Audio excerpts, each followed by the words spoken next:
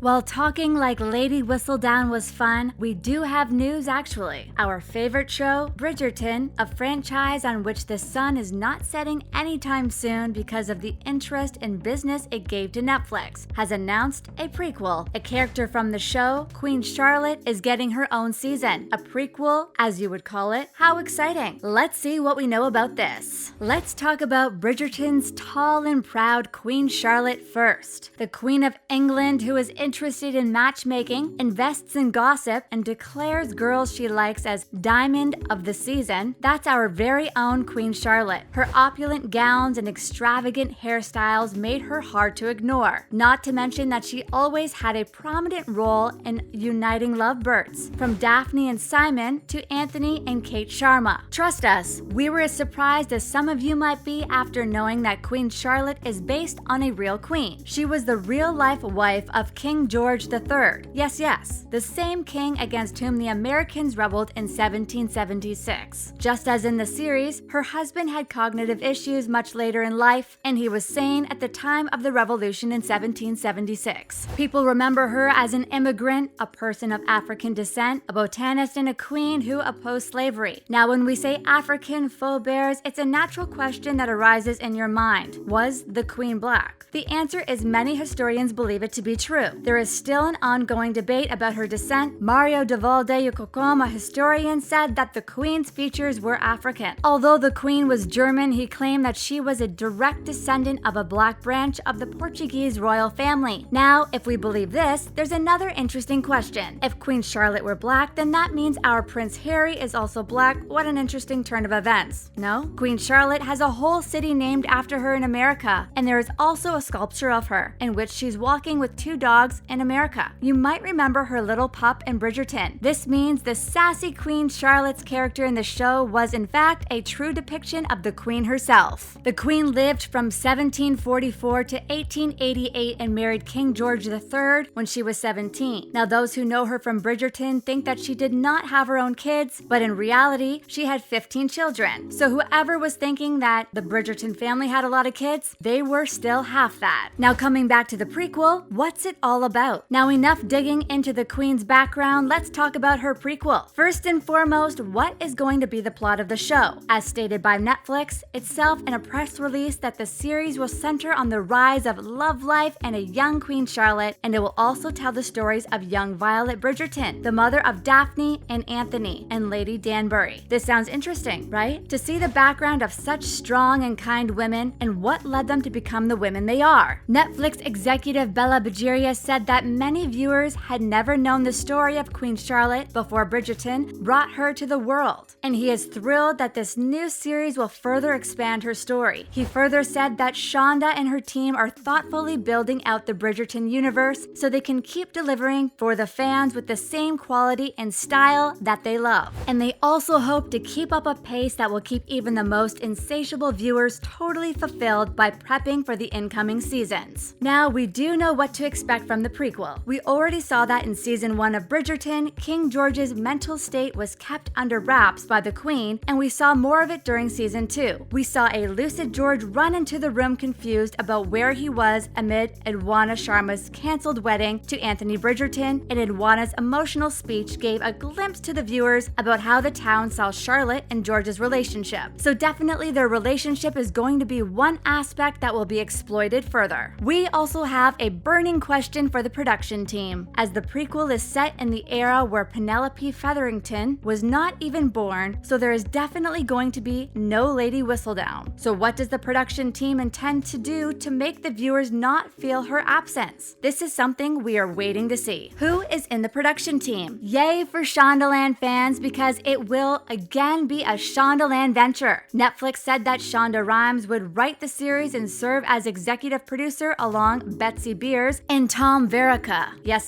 the same person, How to Get Away with Murder. Netflix CEO Ted Sarandos was the one who encouraged Rhimes to write a spin-off series for the Queen. Rhimes said that Ted called her and said that why they are not doing a show about Queen Charlotte and asked her to write it. Rhimes was over the moon after hearing this, as she is very much obsessed with Queen Charlotte and she calls her the Beyoncé of the show. She always makes sure to say out loud that she loves her wigs and hopes that somebody will send send her one of her wigs so that she can walk around wearing it. Title and number of episodes. The number of episodes has not been announced yet, but just like Bridgerton Season 1 and 2, it is expected to have a limited number of episodes. The title of this prequel is also yet to be confirmed, but the first episode will be called Queen to Be. Whose faces are we going to see? Now the million-dollar question, which new actors are going to be added to the Bridgerton universe? The new series will feature some of the current cast, even though it's about the younger version of the characters we know and love. Golda Rosheuvel, the actress who plays the Queen, said that she is going to be in it and that they have no filming date or any kind of script or anything at the moment. They are not moving away from the world that all of us know and love. She said that it would be really interesting to see where the Queen has come from and the things that have led her in the Bridgerton that we know and love. Golda's statements make us think of two scenarios. Either the show will start from the young versions of the characters and will end with the characters that we left in season 2, or we will see the older versions of the characters first and we are going to know more about their story in flashbacks as we saw in Bridgerton season 2, similar to when we saw the death of Edmund Bridgerton. Andrea Ando, who plays Lady Danbury, added that these relationships are long-lived between Lady Danbury, Lady Bridgerton, and the Queen. That is what the spin-off is going to talk about, and it is going to be fabulous as it is a Shonda Rhimes production. Ruth Gemmell will continue to win our hearts as Lady Violet Bridgerton, and Hugh Sachets will continue to amuse us with the older version of the Queen's attendant, Brimsley. Enough about actors reprising their roles, let's talk about new faces. From a Netflix press release, here is who is going to be a baby in Bridgerton universe. India Amartey Few. She is best known for starring opposite Thandwi Newton in Line of Duty, and we are going to see her as young Queen Charlotte. She will portray how the Queen became betrothed to the King of England against her will and then her arrival in London. She is going to be the opposite of everything that the royals expected. Michelle Fairley. Yes, our Catelyn Stark from Game of Thrones, who we dearly missed. She will play Princess Augusta, who is determined to maintain her family's power and will stop at nothing in her quest. The Dowager Princess will be shown to secure her son King George's place as monarch amidst a changing Britain. Corey Milcreast. He will play the young King George. King George III was always a mystery to many, and he will be shown exactly like that. Handsome, charismatic, and someone who will do whatever the crown requires him to do and will be shown as following all the rules. Arsena Thomas. She will portray the young Agatha Danbury. Lady Danbury did not have a husband in Bridgerton seasons 1 and 2, as he died being much older than her, and the spin-off will show more of that. Agatha will use Charlotte's arrival to find her own way into society, and in the process will become closer to the Queen. Also, we will see Sam Clement, a young Brimsley, Richard Cunningham, and Lord Bute, Tunji Kanzim and Adolphus, Rob Maloney as the Royal Doctor, Cyril Nuri, and Lord Danbury. When will we see this prequel? No premiere date has been announced yet, so we will have to wait a little more for that. But from what we know, Netflix began filming the Bridgerton spin-off in London in January 2022, and they are scheduled to finish filming in May 2022, which makes us think that it might have a release date of Christmas 2022.